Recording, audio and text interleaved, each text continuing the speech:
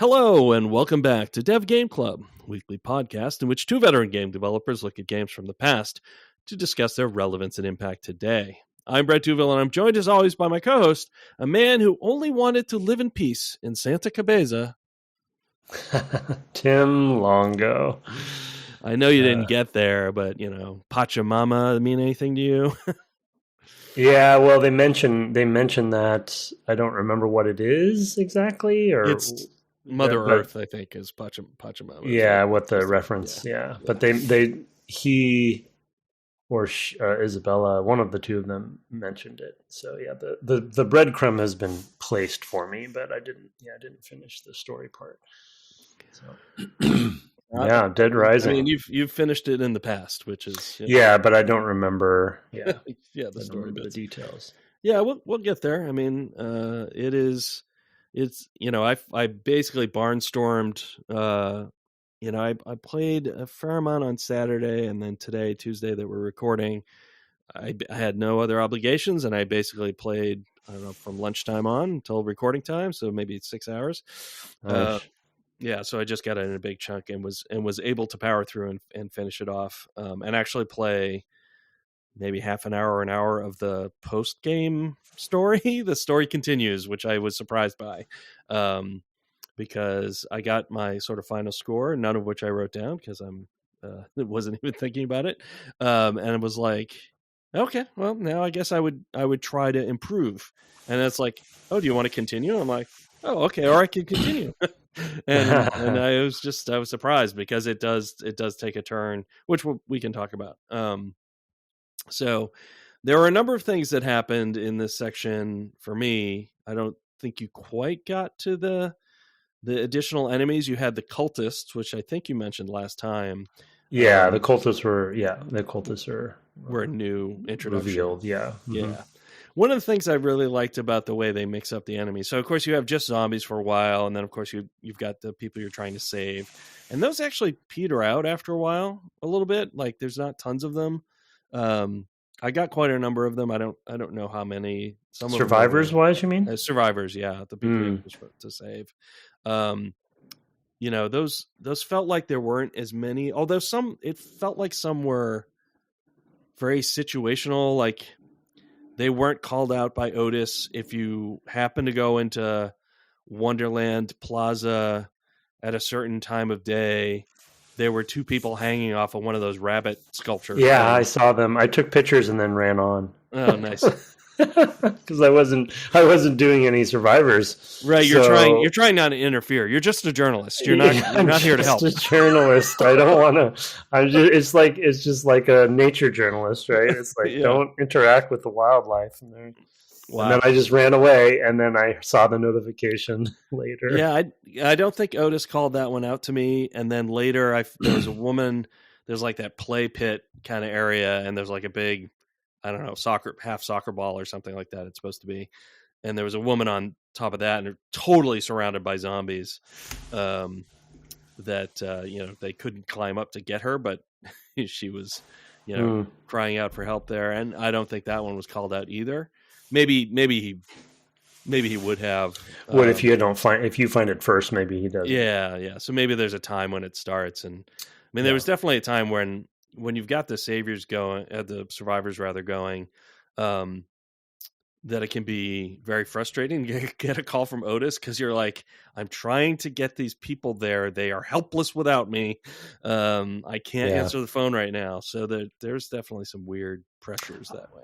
I was fighting Isabella, the boss fight in the motorcycle, which I'll talk about later, which was a hilarious Dark Soulsian exploity kind of thing that I ended up doing. But while I was fighting her, he called me like 8 times to tell me things, and I was just like, "Stop it!" Yeah, I'm You're being in run North over Plaza now. Welcome to North Plaza. There's a supermarket there. Yeah. Oh my god. Yeah, I'm being run over by a motorcycle. Could you? Yeah. Could you maybe cool it? Maybe give me a break. So I hid in the bathroom. Yeah, I had the same. I had similar troubles at times with Otis calling. But anyway, the original topic was there was adding. So you start with the zombies. They add these cultists maybe on the second day, maybe on the late in the first day. Well, however you would count that, the Saturday. And, those are just kind of mostly in Paradise Plaza, it seems. I don't know if they kind of filtered out, but you ultimately learn that their leader is in the movie theater, so it makes sense they're kind of in that area, which is cool. And then when you kind of get to the end of the main story, what's her name? Is her name Jessie? Jessie, yeah. Yeah, the Jessie basically tells you they won't. DHS is not gonna come and help. They're gonna hide this, and they send in special forces to basically kill all the survivors that they can, and clear out the mall. Although they don't clear out the parking garage, so if you want to go get that 53,000 zombie achievement, that's where you go. That's where you go. Yeah. I went in there with the car, because I'm looking for. I need to get Queens. Well, we get back to that. But I don't find the vehicles very controllable, so I end up running into the wall all the time. I end up stranded in the middle of that place. I don't have the tunnel key, so I can't get out easily, and I have to run back to the entrance, with a couple of chainsaws. And I don't remember where you get the key, because the maintenance tunnel doors are all over. Yeah, I know. And so once you get the key, oh man, who gives you the key? It's got to be related to one of the missions or the psychopaths. Surprised that the police officer didn't. But so did you ever get captured by the cultists, by the way? I did once. Exploits? Okay. Yeah, I had to reload after that because I basically had no stuff, and I was like, oh, I don't know if I can make it. Yeah. Like I had no health. There were no health pickups in the base anymore, in the security room anymore. I don't know why. But at a certain point, they just stopped appearing for me. Yeah, same. Yeah. So I guess that's just a thing that they do. But then I was like, well, I don't know where there are good ones that I can get to. And all I have is this sword, which is a cool sword. But yeah, I did get caught by them once, and that was very funny. And then you get out and you're in the park, and it's like, oh no, that's not where I want to be. In the park, naked in the park with this sword, which is all and maybe a step ladder as well. It's like not where I want to be. That's quite a phrase. I woke up, or I escaped cultists, ran out into the park naked with a sword and a step ladder. Yeah, and then I said, not again. Yeah. Anyway, it's good humor. It's the ridiculous humor in this franchise. Oh yeah, it's so over the top. But those mix of enemies is really nice because you get from the zombies, which are basically something you have to manage, right? Like any zombie movie. And then the cultists are a little more dangerous, though they're not really, because they're wearing like hazmat suits or something. They don't see you very well.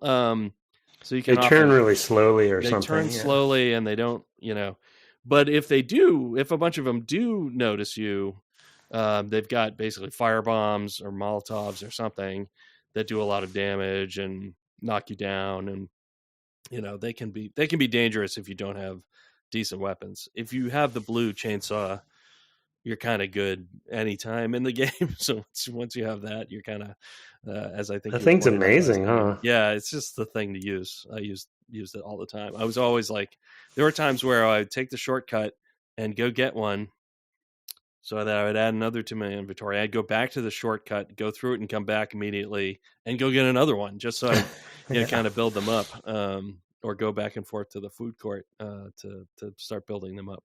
So it was nice to get that variety, because I think that 3 full days of just the zombies, there's a point at which it was diminishing returns, and even though there'd be more and more of them, it became, it was already quite repetitive to just be like, okay, well, I'll find gaps, then I'll have to mow through a bunch, then I'll find some more gaps. There's a limit to which that can pay off.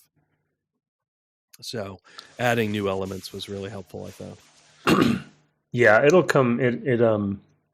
it'll come up in my takeaway sort of about that. And the, I mean, I don't know, maybe there's a little bit of Mega Man mentality in that concept, but the idea of what adding a new enemy type into a space does to the gameplay and how significant of an impact it can have, in just in a something that you thought was familiar. It's a tried and true method, and almost every game does it, but in this game, because of the structure of the game, it's much more prominent and also distilled down to kind of its essence, because it makes sense that they would add in a ranged character like Spec Ops or something. Right. Yeah. And then the cultists were clever, and I think even maybe a little bit, probably a balancing element to this, but also a little bit of a production element of they're just another type of zombie in a way. Right, yeah, it just aesthetically, instead of lunging at you, they set off their little bomb or whatever. Right. And they move slowly and creepily, and and you can kind of, because they've already established your main maneuverability is about moving through these hordes of enemies and getting through them. And so if they were to, for instance, add in the cultists could run really fast or something or whatever, right? It would change the balancing and the mechanics so much. So they kind of had to be within the realm of the zombies, but have some differences. So it was pretty smart, I thought. Yeah, I mean, and the other balancing factor, to point out is that they give a lot lot prestige points when they're killed.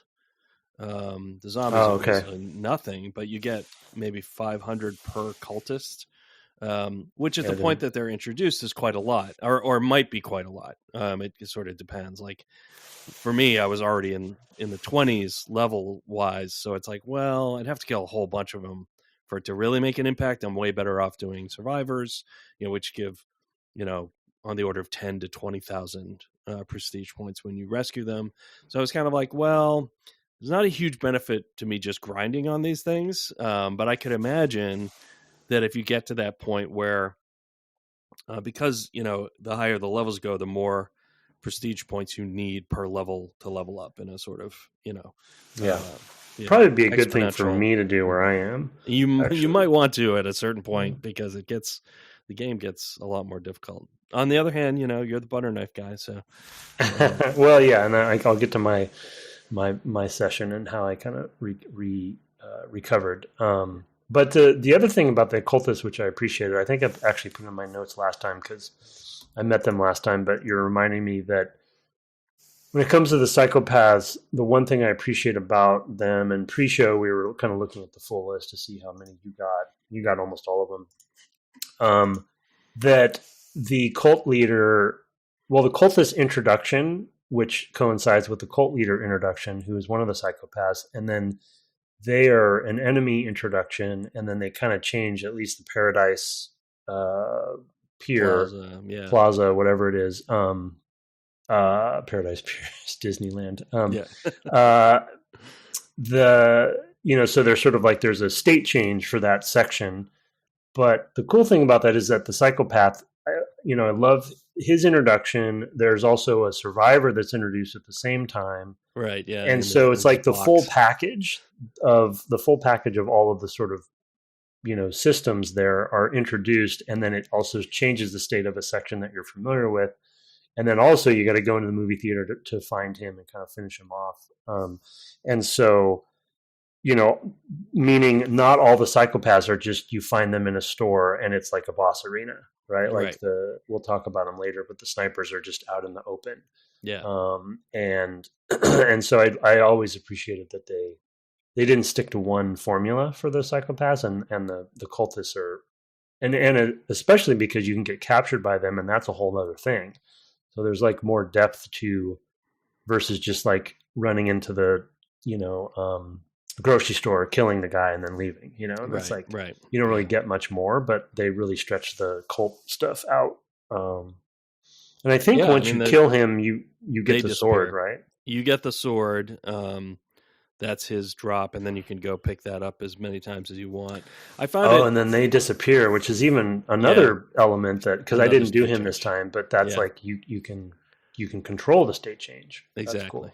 Yeah, it's very interesting. I was very surprised when they gassed me and I woke up in another place. I was like, what's happening? Yeah. And also, did you notice there's posters around after they show up? There's I did not notice. Yeah, there's these flyers that have been posted throughout the mall.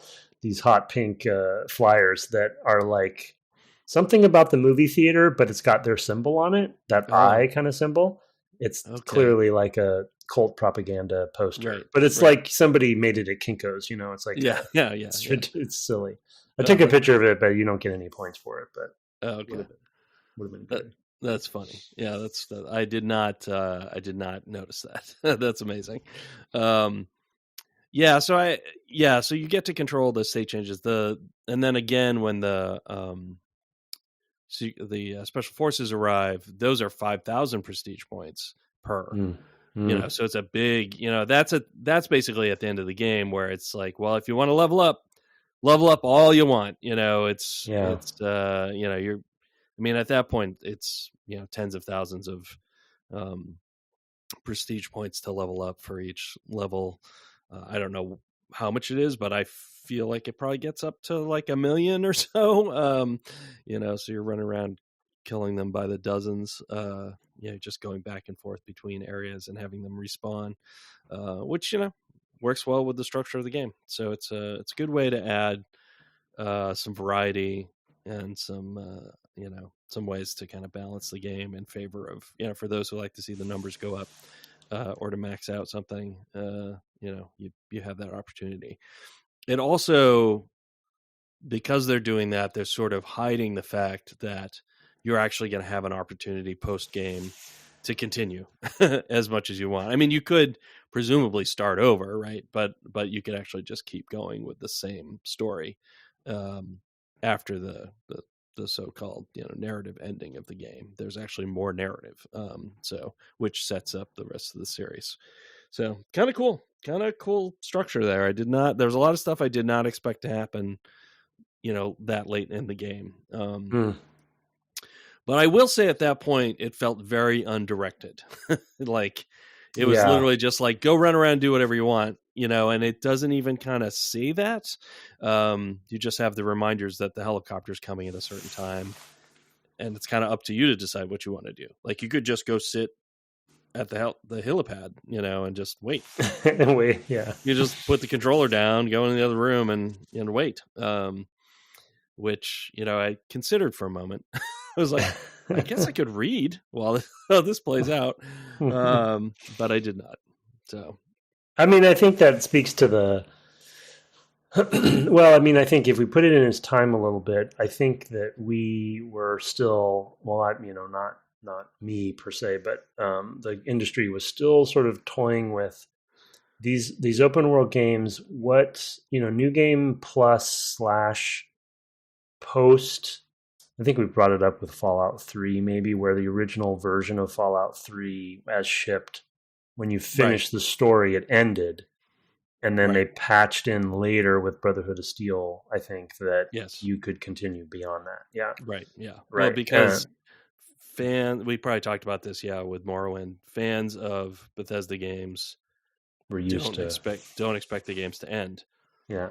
But Fallout games do end. Fallout 1 and 2 end, so that was the model the studio was following for those. But it's definitely a thing to really consider. I mean, there's the structure kind of has the endless playability if you want. Like you could try to do a more perfect run at any point. That's the weird thing about this game is they didn't. I mean, it felt like a grand experiment in a way, because it's like so I think we were still toying with how to resolve these sort of big open games. But the fact that there is an overtime mode, and I must have played some of it when I played originally, but I don't remember how the story progresses. And we were looking at achievements ahead of time too, again, to review. And one of the achievements I saw was related to the true ending. But you were suspecting that had to do with the overtime mode. Yeah, I'm guessing. I mean, I don't know for sure, but what I saw so far in the overtime mode, if we switch to that, the the story is basically so you're there at the end of the game. You're at the heliport. At least in the ending I had. I also had endings where these bombs blew up and the zombie virus was distributed into the air and the game's over, and it tells you a sad story about how bad the US is now, which can relate. So the overtime mode is you go to the heliport, you're there, you're waiting, you're seeing the helicopter coming. It's late. It's like 5 minutes late. And while it's coming in, a zombie comes behind the pilot in the helicopter. And bites him and attacks him, and he's trying to fight him off. And meanwhile, the helicopter flies past you overhead, and then you hear it crash, on the other side of the mall. You don't actually see it crash, but you hear the boom of it exploding. So then you're like, oh, and then it's like credits, and then after the credits, there's I can't remember if it was. So right before the credits, you basically see Frank is now surrounded by zombies again, and you see your score. And then after the credits, he's there and he's just kind of like despairing on his knees on the helipad, and there's zombies around him, and he's doing nothing, and Isabella shows up and she basically saves his bacon. When she finally gets through the zombies to him, he collapses, and you wake up in the Carlito's, hideout, which is over, a store that hasn't been built out yet, that you discover late in the game, which was another pain point for me, which we can put a pin in. And she says, well, you collapsed. And she's like, I think you've been bitten. And she basically says, I can, prolong the effects of the virus if you get me these things, and like I need all this equipment. So it's like, go to all these different places in the mall and get equipment, which are special inventory items that don't take up slots. So you can actually go to do them all in one run if you want. And then when you get back, she's been researching on Carlito's computer, and she says, well, one of the things my brother did was set up a nonprofit organization for orphans to place them with families in the United States. What? And she's like, I don't remember this. Oh my God, he infected them. He gave them this medicine I'm trying to make for you so that it would delay the onset of their viruses so that they would get to these homes and go zombie later. And wow. Frank, she shows Frank the map, and it's like everywhere in the country. It's like, just like, I mean, there's a bunch in California. It's basically distributed like the Electoral College or something. It's like, more populous states have more dots. And he's like, these are everywhere, and so they're basically setting up the sequel there. And that's just basically as far as I've gone. So there might be more stuff coming, but yeah, it's setting up why things are going to go bad. Which makes me wonder, like, why is it a bad ending to just have the mall blow up? Like, seems like the same thing's going to happen in the U.S. no matter what. Right. Oh, yeah, that's a good point. Yeah, interesting. Yeah. So for those who don't continue, they may not know. Right. May not know that. I mean, yeah, it's funny. It's like funny. You don't, for a zombie fiction to set up a sequel, you don't really need much. You don't need zombie anything. Gets away. Yeah. There's plenty of zombies outside the mall that you see. So one special forces guy gets scratched by a zombie. He doesn't tell anybody. Yeah, exactly. Yeah. Interesting.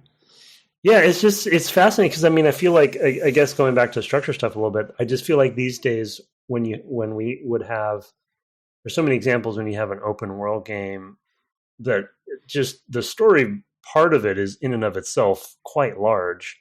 And they may have a new game plus mode or some extended mode, but they definitely don't try to rationalize it or do much to it. It's just like, just go and continue doing stuff if you didn't do everything, or you want to find more question marks. Like I think of The Witcher 3 as an example. It's like, the main story is quite elaborate, and there's a lot that goes on. But once you finish it, it's like, well, I'm just going to go be a Witcher now and do stuff, and so that is more of a common thing these days. So I feel like it's interesting that they spent so much time and energy rationalizing overtime mode. Yeah. But I guess that's kind of a neat thing too, and that it's a little bit of an artifact, and that it isn't really done that way anymore.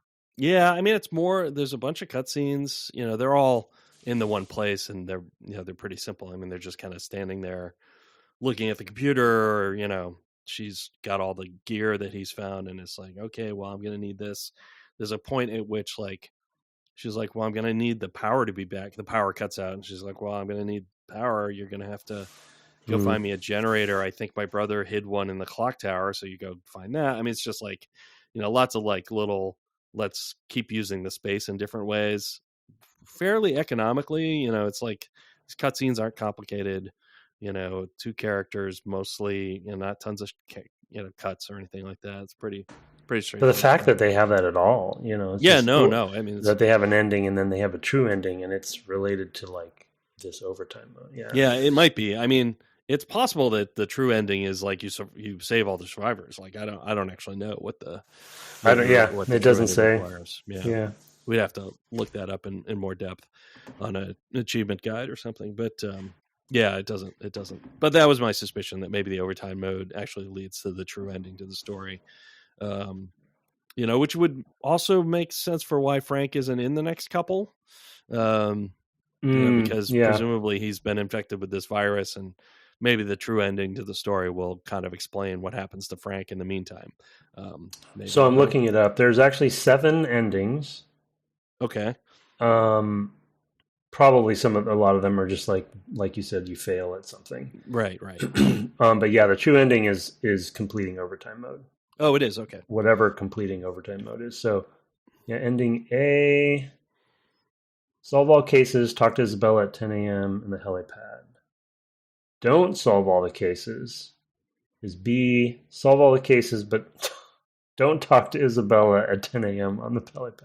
Is C, so it's like all, I won't go through all of them, but it's like all these variations. Fail to collect all of Carlito's bombs, which sounds like you did. Yeah, I got that one, Yeah, so they're not, they're technically endings, but it's really more of like, you did things in a weird way. Or yeah. Little variables. Yeah. But yeah, it's the overtime mode. So whatever that. When do you collect, or you may not want to talk about this now, but when do you collect the 10 queens? That's part of overtime mode? That is part of overtime mode. So there's several steps of like, in order to make this serum for you, which apparently her brother also did for all these kids.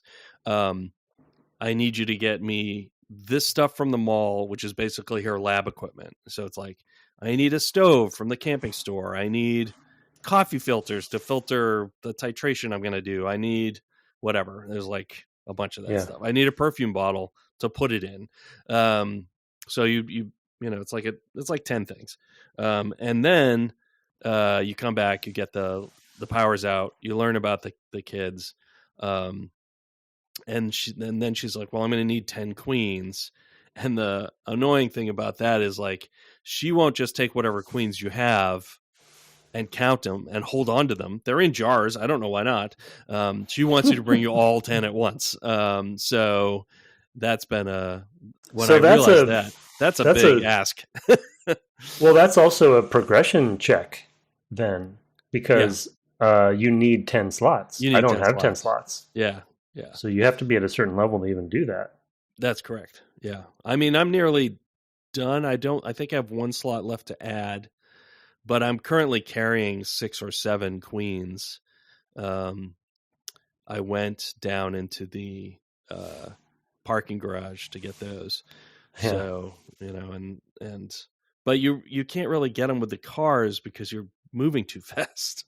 You don't want to stop in the middle of a bunch of zombies you've mowed over and get out and kind of have that kind of stall state of like, well, I'm stepping out of the car now. Am I vulnerable? Like, I don't really know.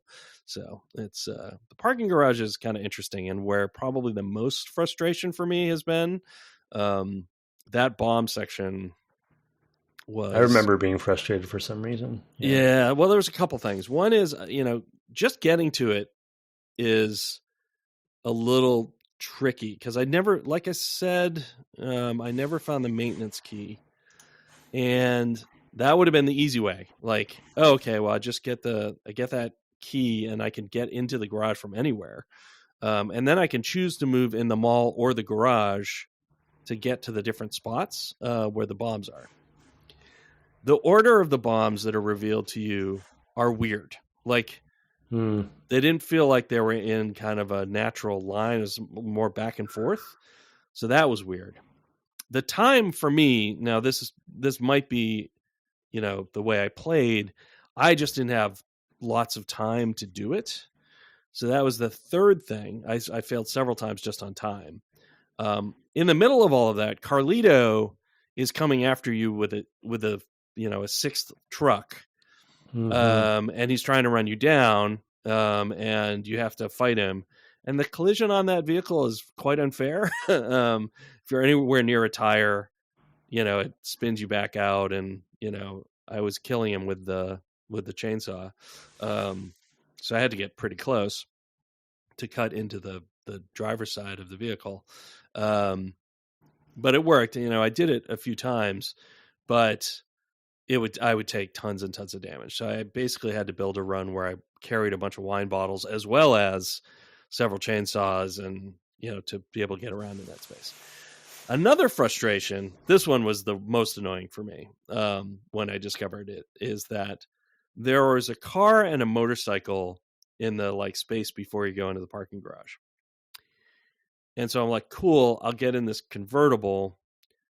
That'll give me some protection. I can jump on it if I need to. I feel like that's a scene I've seen in some cutscene or some screenshot of this game of him being on a car. I mean, might have been Dead Rising 2 or something. Anyway, I drive the car. I drive it down. Getting it into the parking garage is a pain because there's two lanes, basically, one for going in, one for coming out. So just navigating it, you haven't driven anything in this game at this point. Maybe. I mean, I hadn't driven the convict vehicle, so this was the first time in a vehicle they don't control well. No, the motorcycle also doesn't Yeah, it's not great. Well, then the level load happens.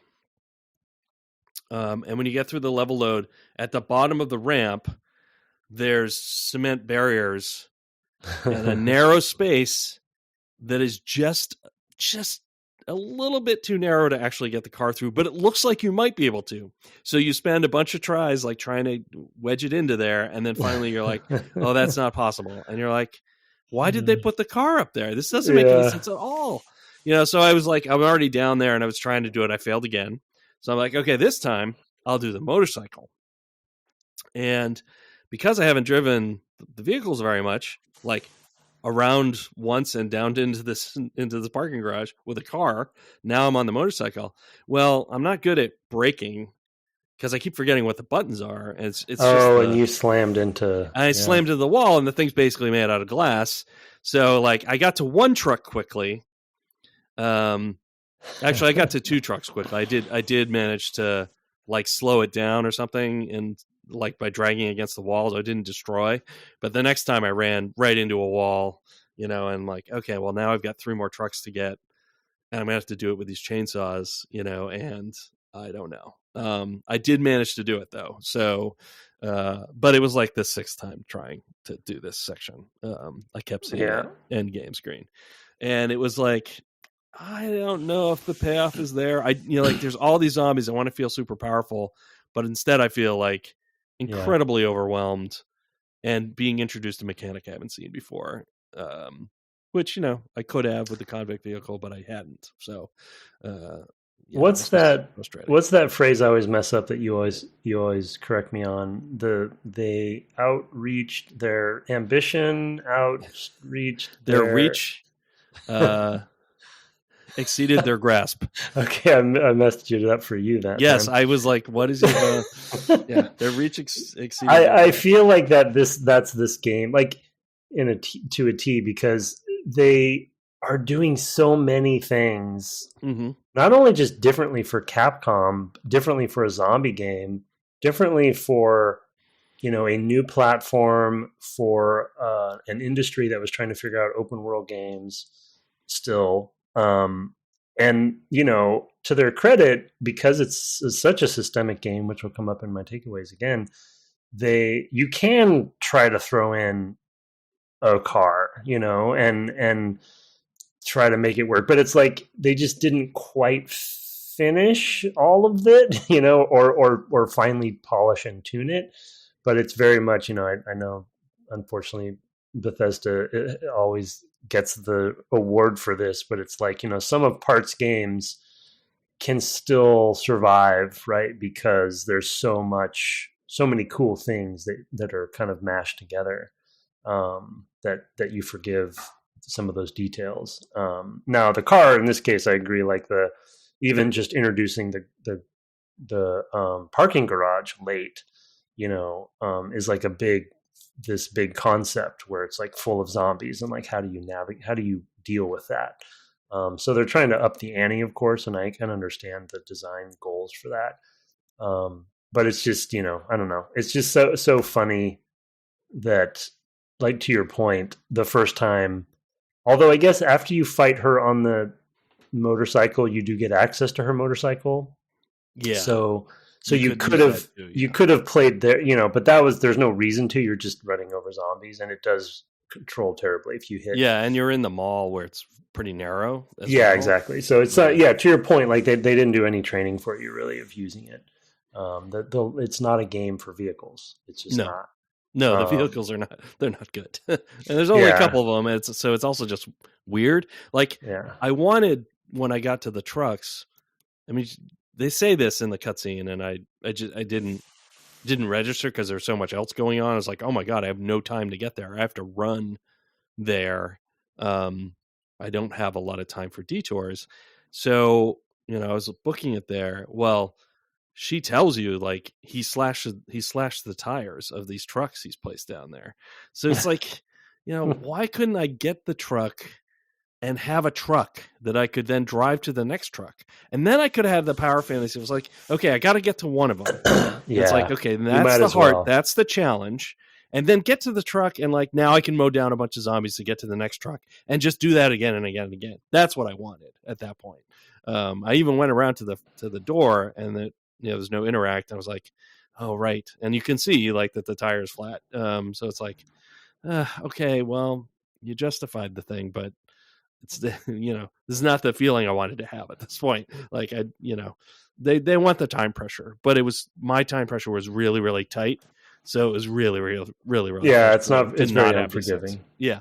Well, and another player though might have a lot more time there, and it's, I don't know what I would have done. Though. Yeah, I know. Yeah, it's a tricky you gotta. Thing. Well, I guess they always have a get out of jail free card because of the roguelike structure. It's right. Well, so now right? You got to do a different run, do another run. It's like, make sure you get here earlier. Yeah, but at this point, it's the third day or whatever, and you're like, do I really want to do all of that again? Yeah. You're committed. You're the sunk cost fallacy problem. Yeah, I never did start again, by the way. I was going to ask run, and I just kept going. So yeah. Well, it's an interesting conundrum too, because it is a cool structure, and because they allow you to start over and you retain. I mean, those are all really neat decisions, but in application. The funny thing, like, we talk about wall missions a lot in linear games that we've played, and there's always that like breakpoint part where it's like, well, I'm not gonna continue on this game. I mean, we just did it with Fatal Frame, right? But it's weird that in this game, the wall mission could be actually, I feel like I'm not strong enough to do what I need to do. And I don't have enough time to do what I need to do. Right. So rather than go and start over, I'm just going to stop playing the game. Yeah. And I'm betting that is the story of a lot of people who played this game originally. Where it's like, oh yeah, this is cool, but oof, I don't want to go start over. Yeah, I think if they had, sort of lazier achievements where it's like, get to this time, get to this time, get to this time, basically for each case, row or something, if they had an achievement, I think what they would see is they'd see just fewer and fewer and fewer people, right. getting to those things in their stats. They don't. They have much more interesting ones, though they are. There's definitely a commitment to getting them all. There's some that was like, I haven't even found a bowling ball. I don't know. Oh yeah, I found there's one very cleverly placed in Paradise Plaza right in the beginning. Oh, is it really? But you don't. But it's in the fountain.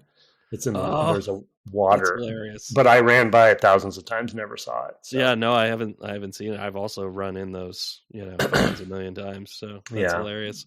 Yeah. Okay. Well, now I'll know where to go if I want to get those. I think it's like right in that central fountain in as you go in the door. There's one in the water. Oh man, that's funny. That is funny. Yeah. So anyway, I mean, I have really enjoyed the game, and I think playing it the way I played it was for me the right way to play it. Just to get, I think I needed a lot of repeating the early part of the game just to get really comfortable and familiar with how the zombies move and all the things that are the skill challenges for the game. And then basically I had done enough grinding to be able to take on the clown, and and after that nothing was hard again because, as you pointed out, those chainsaws are pretty murderous. So yeah, you get a set of those, especially once your inventory's pretty robust, and you're I took out the snipers with that. Yeah, me too. I ran up and just it's just all the time just finding ways to use the chainsaws. Pro tip. So I appreciated that. I think, and I think on air, I remembered what you got from the clown. Didn't I? A couple episodes ago, I was like, "Oh, wait a second! I have to kill this clown. I must." The fact that it's optional is also interesting too. And I mean, to your point about like replaying the early parts of the game to kind of get used to it, I think that's another fascinating thing about the structure of the game is that I think that's obviously very much intended, but it's also very counterintuitive to most games, right? And most with the exception of Dark Souls, maybe, which did come later. Yeah, and I don't know. Sometimes we need to track. We should track credits and see if people, certain people worked on certain things,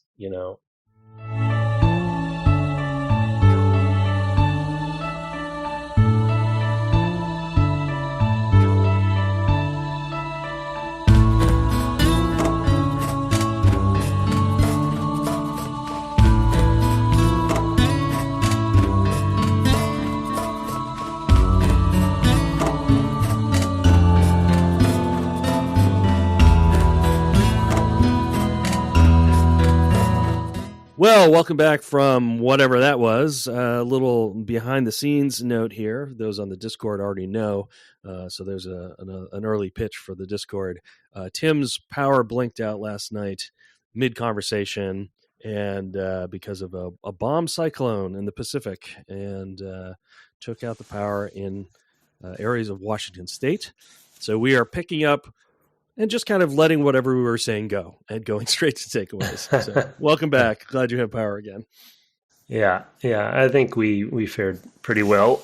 I didn't even know it was coming, to be honest, until Brett told me, and then the power went out for 14 hours. So yeah, it could have been worse. But it was ultimately fine. It sounds like it's been a little bit rough for others though. So yeah.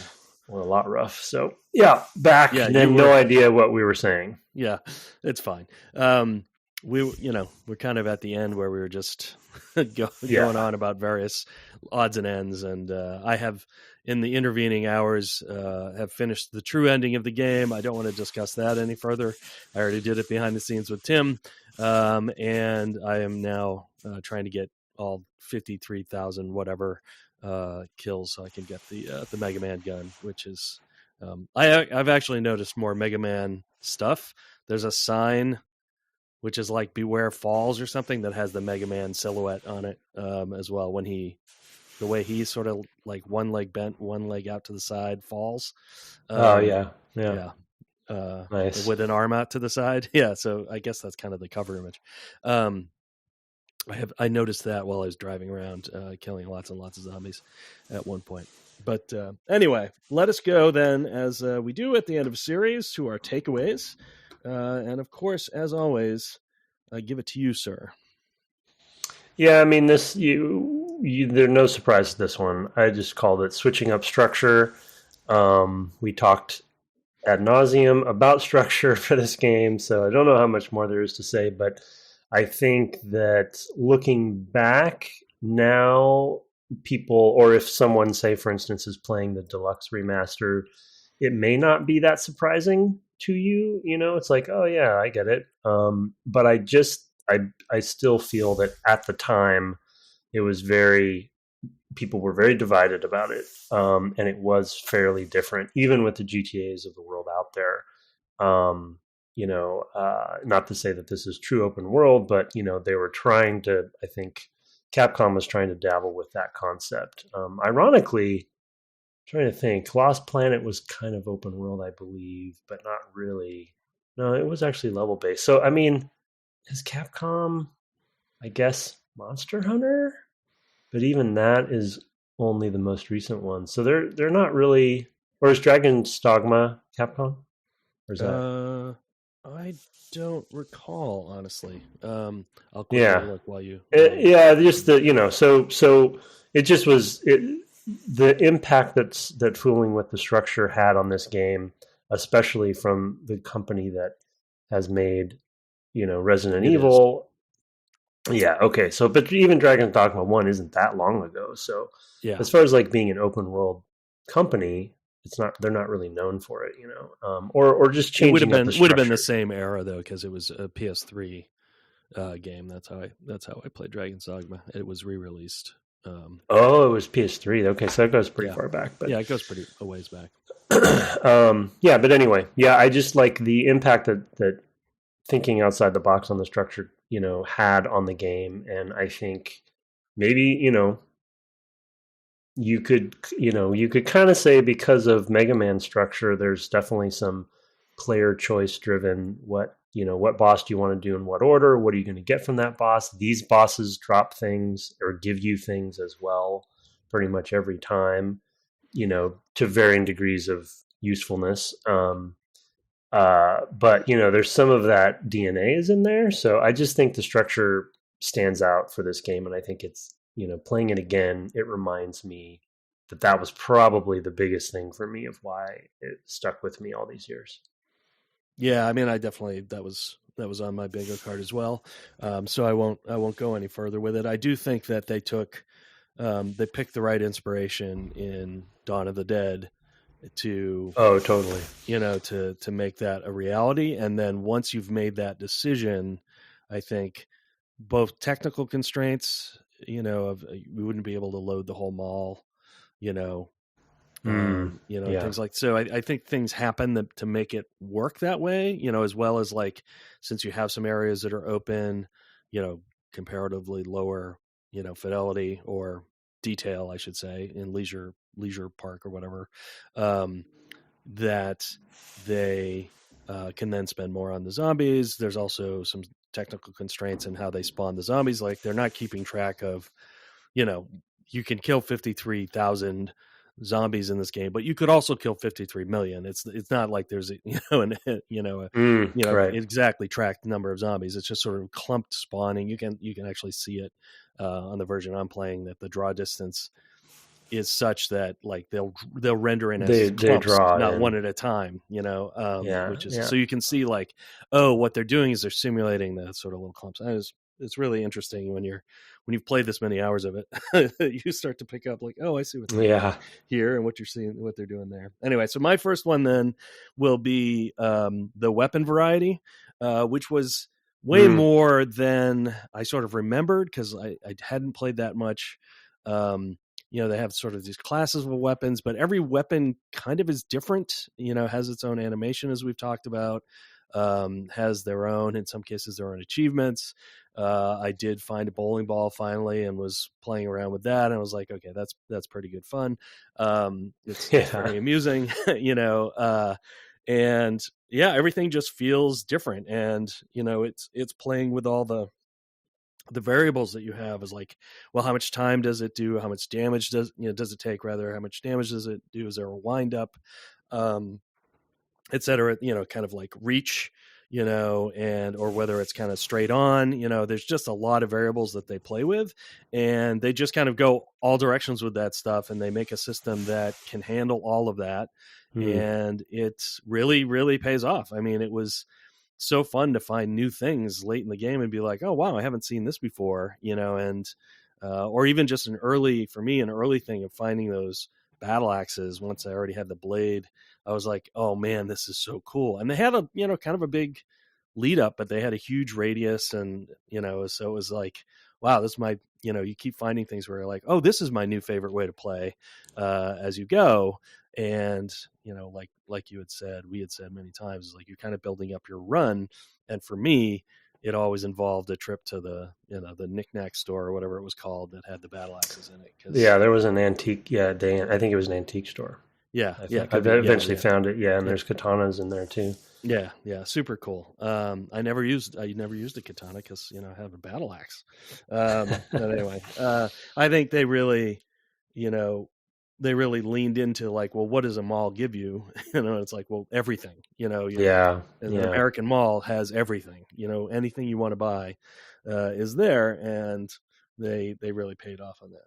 So that is definitely my Did you ever use a traffic cone? I never. Can you put them on their heads? Yeah. Yeah. I did that with there's an achievement for that. I've been going for the Lego heads. I think you can do it with there's also a bear head somewhere. You can find a stuffed bear head. I can't remember where I found that, and that's what I used. You can just use the same one over and over again. So like, put it on a zombie, kill a zombie, put it on the zombie, kill a zombie. So at one point I just went and spent 10 minutes doing that. So yeah, that's very amusing because they kind of stumble around. They don't know where you are. Yeah. Well, because it's such a systemic game, the fact that it's almost more conducive to achievements in a way too, right? Because they just have this sandbox that they're just, well, what if you just use this and this, and then go do this, and they're not all great, but for a linear game, it's a lot harder to come up with creative, unless you build them and design them in from the beginning, to after the fact come up with creative achievements. Because people are just going to play the game linearly, and right. Yeah, this is like, well, I can just kind of go around and do what I want. And the weapons really reflect that. Yeah, and I only bring up we talked about how it's so, and even I think somebody on Discord mentioned the same thing, that it's so interesting that each weapon does have its own thing, because it is, from a production standpoint, that's a lot, that's a commitment. But even something like the traffic cone, which I actually didn't use this time and just remembered, but you run by them so much throughout the game and you're like, why would I ever pick that up and use it as a weapon? Yeah. It's like, it doesn't seem like it would do enough damage. And then you realize, oh, it actually isn't about damage in that case, So, right. Or like you mentioned, something I never did, the gems. Yeah, the gems I never did in any of my playthroughs, and I didn't even know that was a thing. CDs are really effective, actually. CDs are funny. Weapon. Yeah. Yeah. That's a great one. And plates are good too. So yeah, I just found it. I mean, I had a lot of fun just playing with those sorts of things. Yeah, I definitely was of the standpoint of like, well, I don't know about a traffic cone. Like, I don't like the throwing, right? So anything that I thought would be a thrown item, I wouldn't pick up because I the first person experience was so poor. I just avoid it. It's better on the PC. Yeah.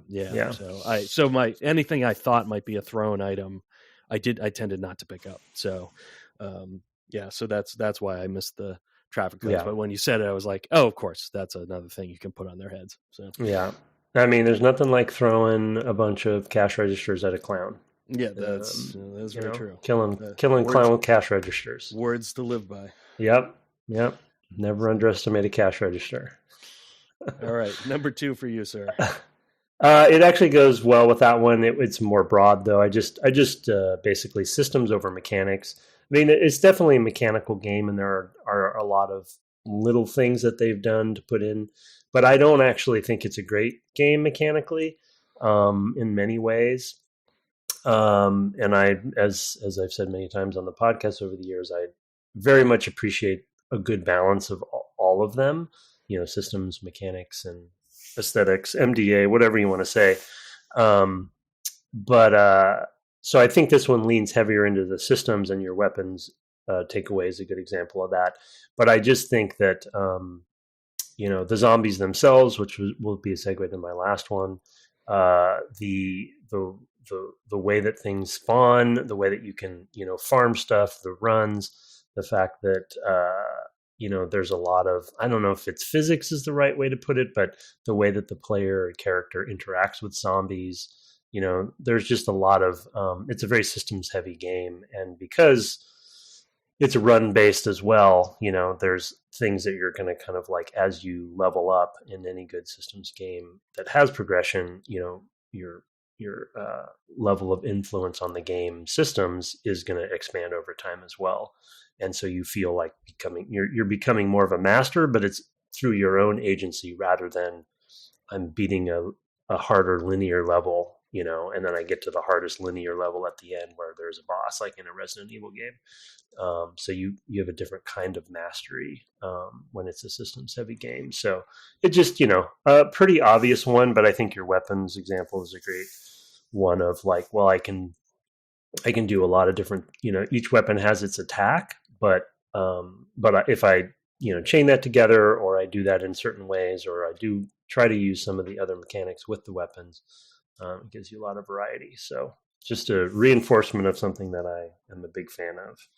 And I think it, again, compared to the Resident Evil, because that was my comparison even back then when I played it, it's another, when you put structure and systems heavy together for a Capcom zombie game, it's just very surprising combo. Yeah, totally agree.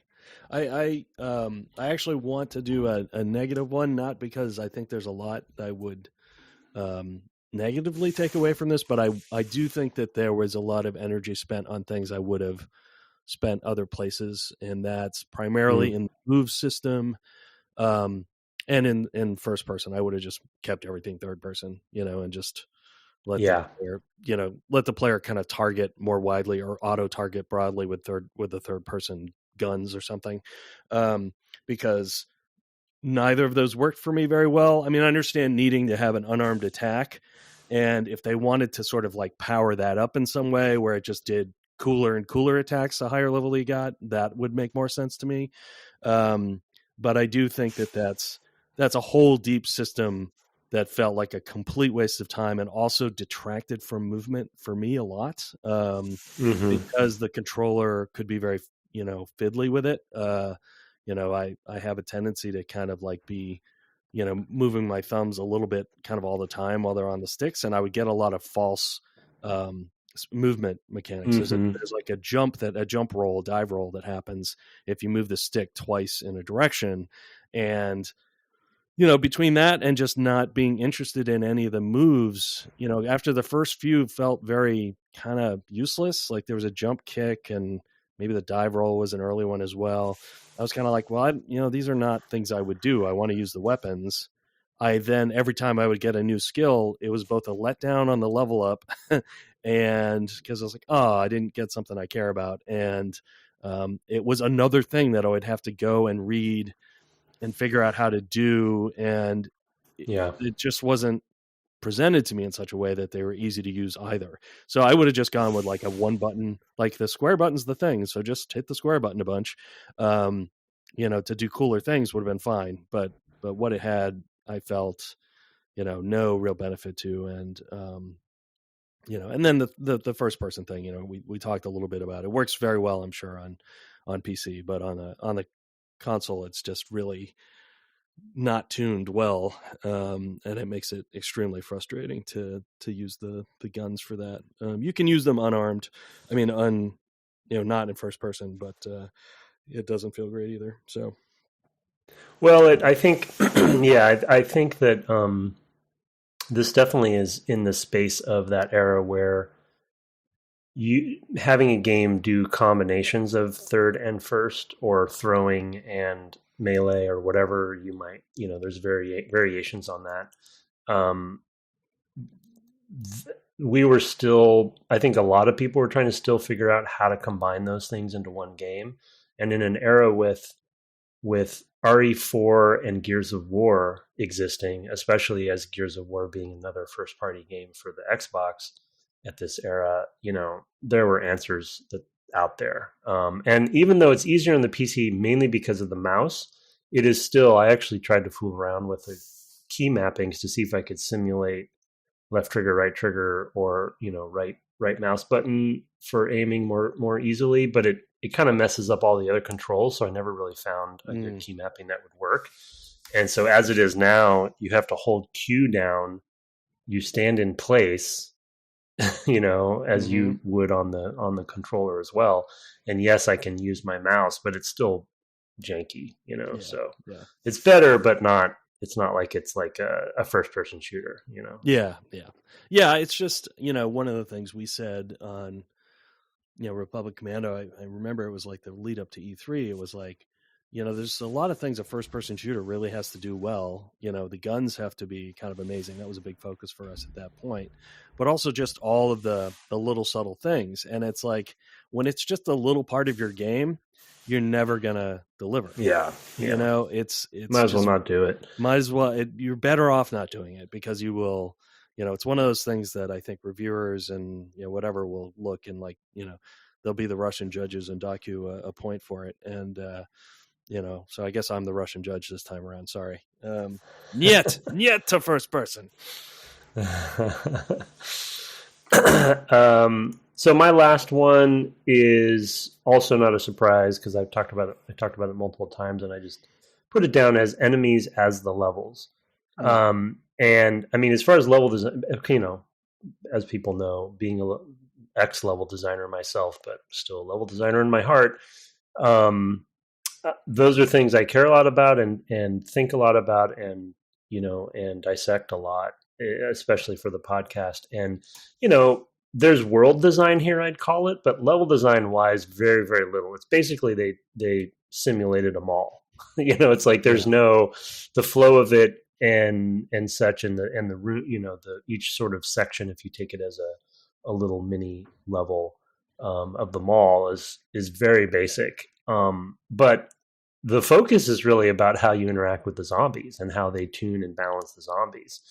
And like we talked about in one of the episodes, navigating a space is about swimming through the current of zombies and finding those openings. It's like almost like a quarterback in football. It's like, or a running back rather. It's like you're trying to find, that way through the bodies, and it's such an interesting flip on the dynamic. And I love it because of that, because the one thing I will say a little bit on the negative is the rules for when you get grabbed are too fuzzy for me. Yeah. And so there's times when I get grabbed and I'm not sure exactly why, but that tension that you feel when when you see two groups of zombies and you're trying to get between them without getting grabbed, or you try to jump at the right time to avoid it, that it's hours of fun and hours of tension and hours of level designed flow, but there's no geometry at play.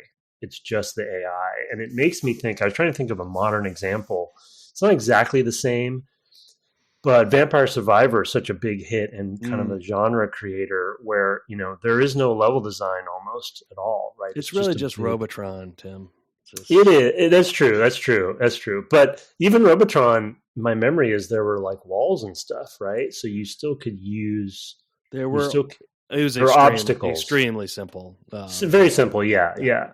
But it's like when it comes to Vampire Survivor, it's like you're looking for those kind of gaps. You're creating gaps of your own using weapons, and it's just there is no level. It's just a bunch of enemies, So, it's a shmup or whatever you want to call it.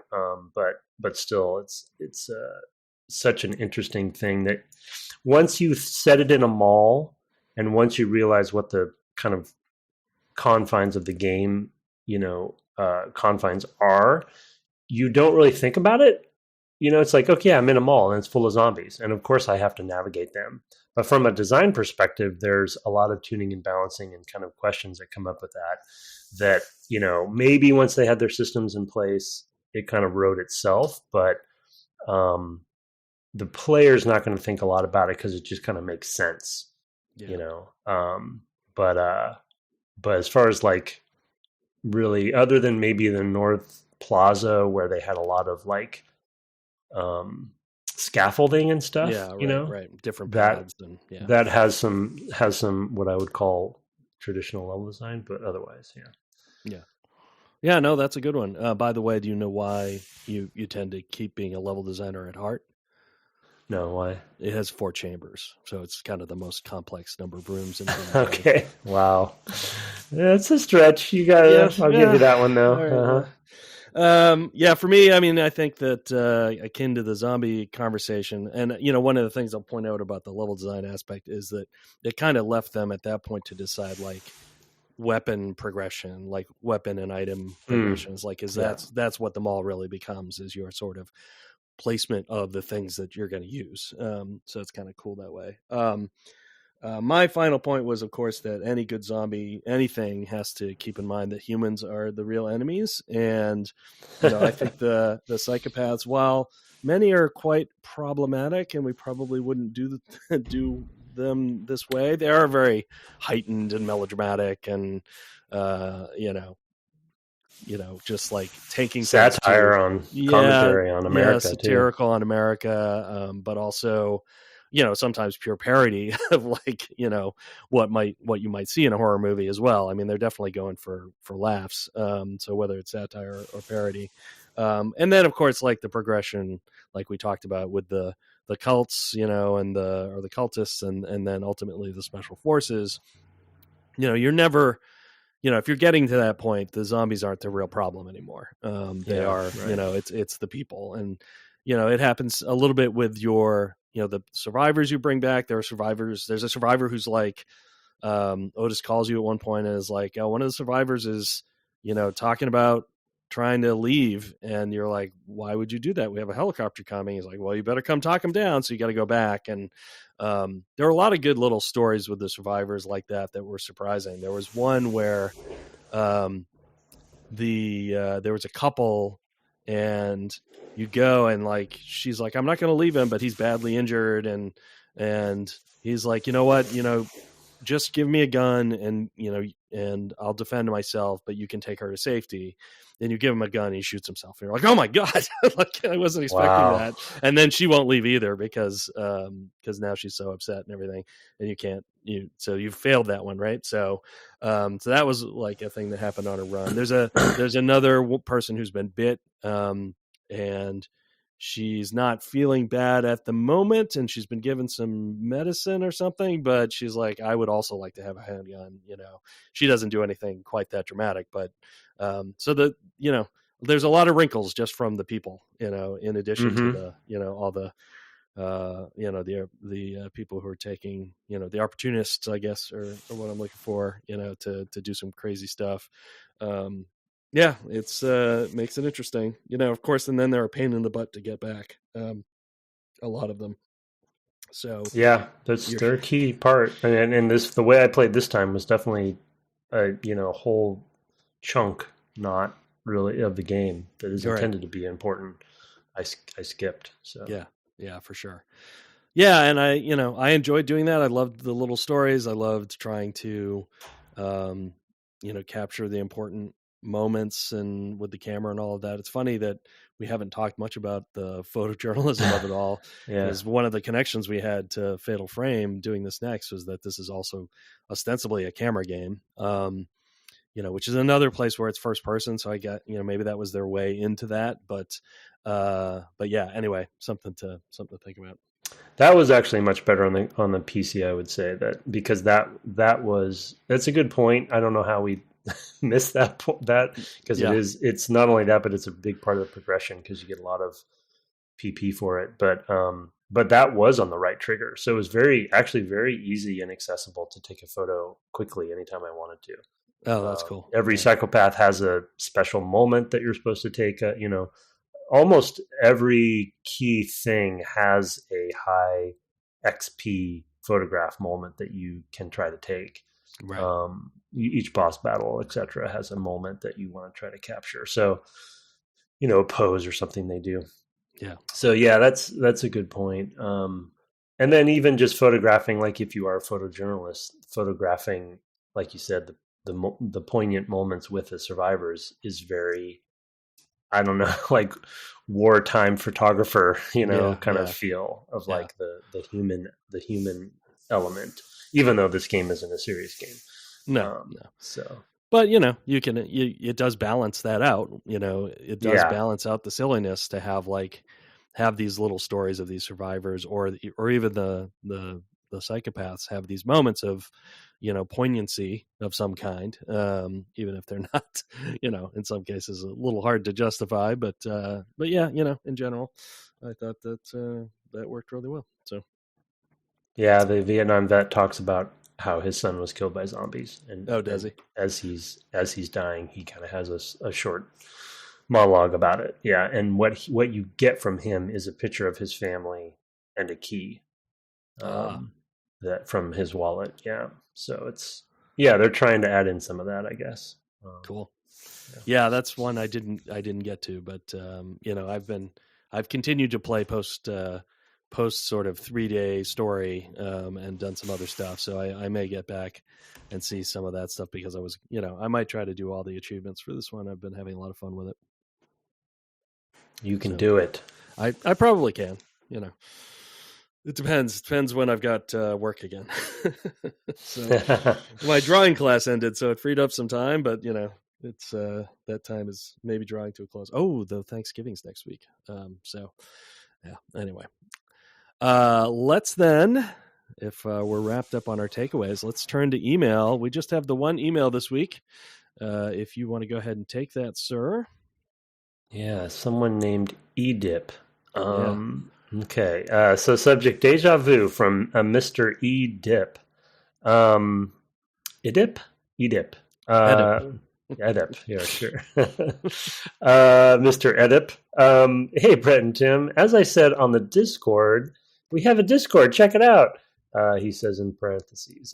I got some weird deja vu when sending my last email, which naturally made me think of a game development question. Were there any decisions or debates that you had in game dev where you were arguing for one side, but then later in your career, you end up arguing for the opposite position? Interesting. Regards, Mr. Edip. Or Edip. Yeah, I have one for you, so that to give you some room to see if you can come up with one, because you may not have one off the top of your head. Mine, was not later in my career so much as over the course of one project. I can remember on Republic Commando, which we've talked about this before. It was, when we were given some suggestions, and then I guess ultimately direction by George to make the clones individual.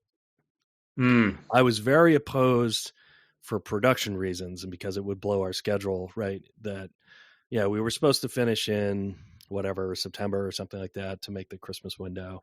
And we got this feedback, I think, in like June or July. And I was like, well, that's impossible. We can't possibly do that. So from our production standpoint, I was just like, well, that's madness. That's crazy.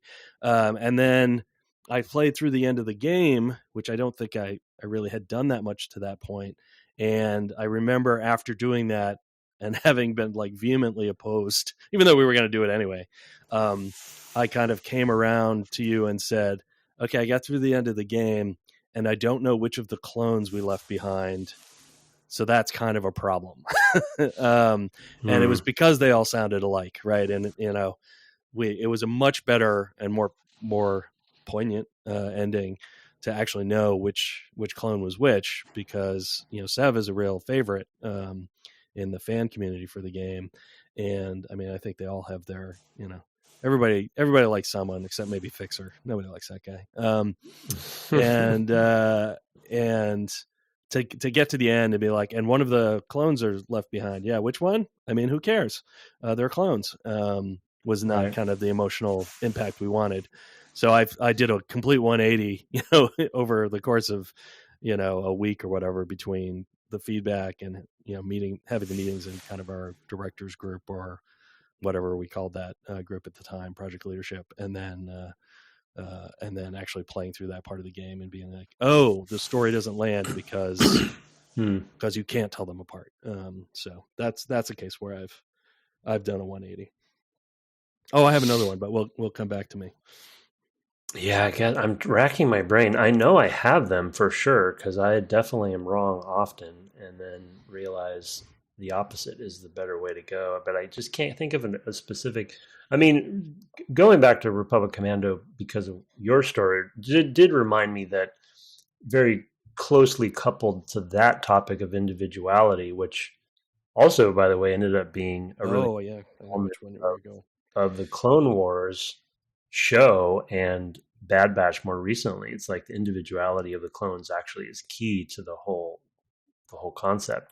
But humor was another one that came up that was, we thought we were making the next, the next important first person narrative game or whatever, it's like we took ourselves way too seriously. And George was also the one that said, I think we talked about this probably on the series we did about it, but he was even offering like, do you want me to talk to Robin Williams to do a voice? And we're like, what? No, what are you talking about? You don't understand. But he did understand, that you do need that contrast. And I should have myself, having a theater background, should have agreed with him from the beginning, because every tragedy, every Shakespearean tragedy has comedy in it somewhere, for a very intentional reason. And so that was definitely one that I came around on and was stubborn on for the wrong reasons. But what's your second one? Maybe I'll think of another one. I know I have various ones in Halo. I just can't think of them. Yeah. I mean, for me, this is not necessarily particular to game development, because I think it's true of any programmer. But I am, as early in my career, I started working in C++ professionally at LucasArts. And over the course of my career, I became more and more into the sort of advanced features of C++ for, I don't know, templates and things like that, just like for ease of use, to be able to like have the compiler generate more code for you. And as time has gone on, I've come back to be like, you know what? I actually don't want much, if anything, of C++. I just want, C with a couple niceties, C++ being kind of a superset of C in some ways.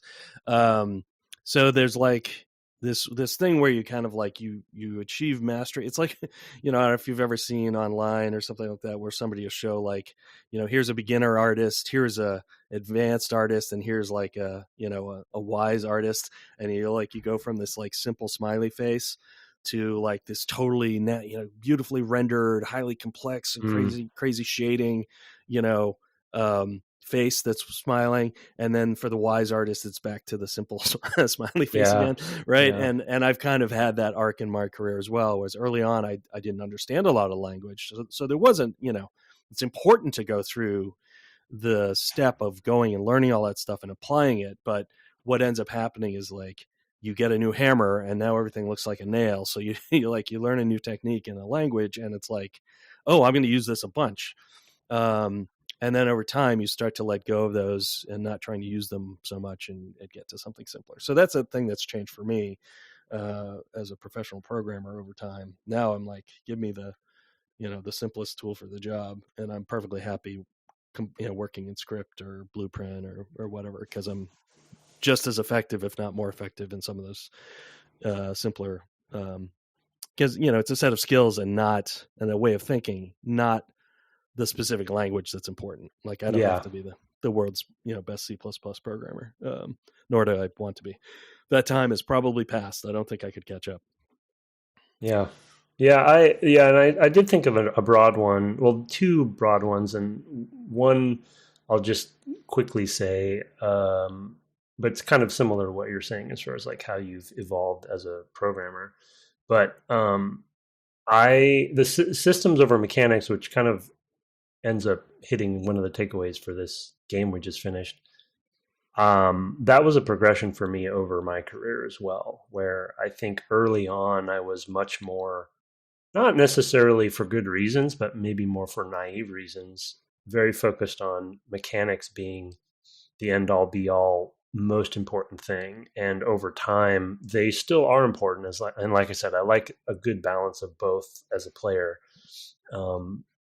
But I've become much more of a systems focused thinker, I think, as a designer, and fight. No, it's not that I am, forgiving of bad mechanics, but I think when it comes to the two winning out in a priority sort of fight or something, systems will usually win for me now, because I think the bang for buck is higher for the player. And then the other one that that I won't steal Harley's quote on this. You'll know what it is, so a little inside baseball. But early days, and I don't think this is just the era that I came up as a designer through the time. I think it happens to every designer. That early in my career, it was all about documentation, all about thinking things through into perfection. And some of the directors I worked with at the time as a designer did that as well and thought that way. And so I thought that was the right way to do things. And it's like, you want to have a design Bible that's 400 pages and it's got every answer that you need, and you write it all down. That's completely wrong. And you don't, at best, documents are for the person writing them, and that's pretty much it. Ultimately, it's only about what is on screen. And as Brett and I both are preachers of that, but as he knows, the way that we run our company is based around that concept of heavy iteration, and on screen is the real truth. And so documentation has a place, but in the old days, it was all about, that's what I would fight for, and that's what I'd spend my time on. And to be honest, it started eroding during the Starfighter games, where sort of like, this isn't useful. And then by Republic Commando, we were still doing it. And then after that, it was like, trying to avoid it at all costs. And now that we can dictate how we do things, I think we have, perfectly fine success just focusing on that, and again, Harley is our design director at our company. So she shares a similar mentality. Yeah. I mean, I think, so two things about that. One, I think that documentation can be useful after the fact as reference, which is, I think, one of the things we had, because on Starfighter, a little behind the scenes on that, engineering wise, we just had tons of properties on objects, but no way to discover those properties through the game itself. So it was helpful to know, like, okay, I've got a ship. What can I set on it? And like, it's shields, it's shield recharge rate. And what are those fields called and things like that? Well, that's just a reference. It's not a design. So that kind of documentation I thought was really useful. But yeah, the sort of doing the design in advance, the thing I think that I've seen over my career, what I've noticed about that is that tends to rob people of creativity, that, because somebody's gone and thought it all out and it makes that person defensive about their work. Like, no, just implement it to the spec I gave you. But because you've done that, it's sort of like, well, what's there, as an engineer, for example, well, what's there left for me to do? I'm just writing the code that does this, you don't, like, there's not a lot of, the coding may or may not be right. Yeah. The coding's not the hard part. It's the solving the problems that are the hard parts, and code is the tool you use to do it. And, often when I would see at other companies, documentation that was pretty heavy, I'd be like, yeah, the programmers implementing that is not having any fun. All the fun. It's sort of like, when we play tabletop and it's like only the dungeon master is having fun. It's kind of what's happening there, or only the designer is having fun, in certain video games as well. That's, I think, at the time, that was the industry is growing, teams are bigger, how do we solve that problem? And kind of issue, because, we've definitely had, I think Soren Johnson talked about how Sid Meier was the most, efficient game developer of all time because he was programmer and designer in one brain, right? He just went and did it and like had the conversations in his head back and forth. As teams got bigger, you needed like a place to go look. Otherwise, you'd have 30-person meetings all the time, and that would be horribly, expensive and inefficient as well. So documentation became like a tool that we thought was the way to go, and turns out we were wrong. But I see how we got there. So, at LucasArts, right? Because the stories and the puzzles were so intertwined, and it was, narratives do need sort of a certain amount of writing that's not iterative. Yeah, for sure. Right? Yeah. So, you kind of see how you depends on the game. Yeah. Can depend on, especially the adventure games. Yeah. And there's definitely a role for them. And I'm not saying we don't have documentation. You still need it to some degree, but it's just not, I guess, to his original question, the sort of argument with my past self and my now self is that in the old days, it would have been the end all be all, the answer. Like you can't, for instance, you couldn't start working on the game until you had it all thought through on paper. Yeah. Kind of approach. Right. And it's that's crazy. That's crazy, and that was how we thought it was. And maybe to your, I think excellent point, especially at LucasArts, there were some directors who were coming very much from the adventure games, and that, was much more about how they thought it should be done in any other genre. But LucasArts ended up making many more other types of genres than adventure games. And so, I don't know, it was an interesting crucible of learning, I think, if that's the right use of that. Yeah. For that. But yeah, that's a good question. I know I have other like specific examples on Halo and Tomb Raider and things, but I just can't think of them. Sorry. Yeah. Edip. Yep. Bows are cool. He didn't think that before. No, I'm joking. Okay. Well, that is it for our email. You can of course send those to devgameclub@gmail.com. We also love to have your reviews. We get all the iTunes ones, but if you're sending them somewhere else, let us know. We'd love to read them on the air. We're on the web at devgameclub.com, where you find a list of all the games we've played and find all the episodes and show notes and all of that stuff.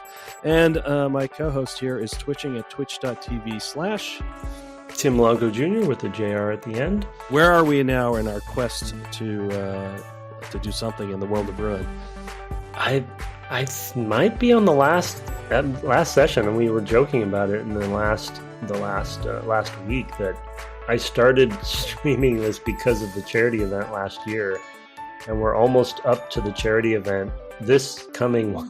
Yeah. So I guess it's taken me a year to stream this game, but yeah, I think I have 3 dragons left if I can find them, and then the tower. I got Shadow finally, and all of his dream sequences, which I didn't know about. It's cool. This game is incredible. Well, inside every game player, there are 3 dragons, so good luck. We also have, as we've referred to a couple times in the episode, we have a fan-run Discord.